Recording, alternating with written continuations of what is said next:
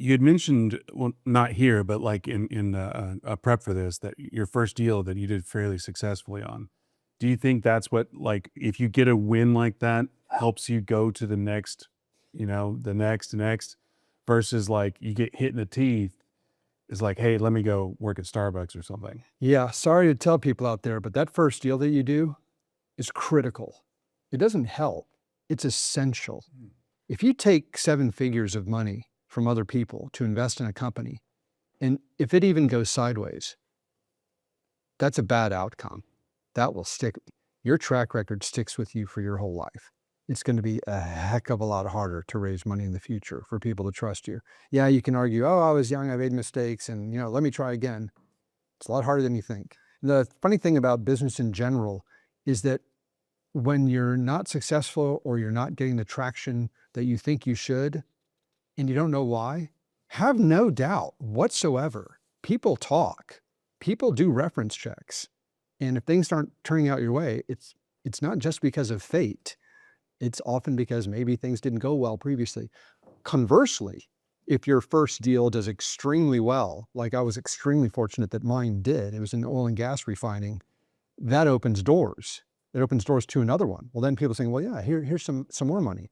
We had 2 in a row that were extremely successful. And within 18 months after that, we were able to raise a $250 million private equity fund. Okay, that's how it works. It's extreme on both ways. So that first deal you do, don't think of it as a get up at bat, and if I win, I win. If I don't, oh well. It's really important. Sorry, but that's the world we live in. People like winners. Yes. Well, yeah, you don't get that many second chances, especially when the stakes are very, very high. But that actually dovetailed well with my other endeavors in exploration and mountain climbing. You're hanging off the face of a mountain with a rope and the weather's coming in. It's not like you're going to get a do-over. You've got to do that situation right the first time. And I've almost been killed on mountains because things went sideways. So the stakes are very, very high. You have to take extremely well thought out, calculated risks. You're never going to have perfect information. That's what war teaches you. You're operating in a very high stakes environment with imperfect information, with incredibly tight time scales. You make the best decision you can with the information you have, and you cannot be afraid to say, not today, not this deal, not that target. You have to be able to walk away, but not walk away from everything either and do nothing. Life is about balance. With all of your explorations, you would appear to be a risk taker, but what you're talking about is the management of risk. People say the same about stunt people. Yeah. They look at what stunt people do. Oh my gosh, that's so dangerous. That's so risky. Right. You talk to any stunt person, and I love them, and they are assiduous about calculating the risk. How can they mitigate every risk? Right. But in the game of life, there are 3 types of risks.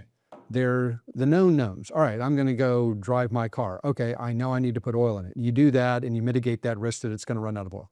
Then there are the unknown unknowns. Oh, I'm going to go drive my car up in Alaska in winter. Right. I've never done that, but I can read a lot and I know the challenges I'll face, and I will mitigate those risks even though I've never experienced them myself.